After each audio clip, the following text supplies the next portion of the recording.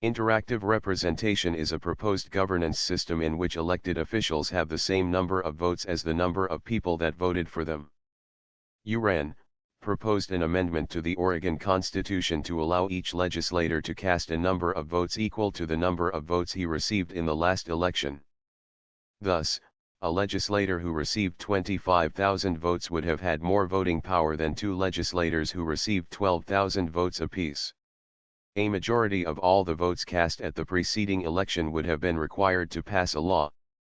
This proposal would have abolished the Oregon Senate and placed the state's legislative power in a single assembly of 60 members serving 4-year terms. The governor of Oregon and his defeated rivals would have been ex officio members of the assembly representing voters whose candidate was defeated. If a socialist legislative candidate were defeated, for instance, then the votes of his supporters would have been cast in the assembly by the socialist candidate for governor.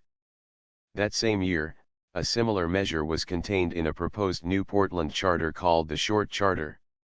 Article 22 provided simply, a majority of all the votes cast at the election and represented in the commission, as in this article provided, shall be necessary to pass any measure. Each member of the commission shall represent in the commission the voters who elected him, and in voting on any ordinance, resolution, charter amendment, or other roll call in the commission, each member shall cast the number of votes for or against the same by which he was elected. An interactive representation scheme was proposed in Robert Heinlein's The Moon is a Harsh Mistress.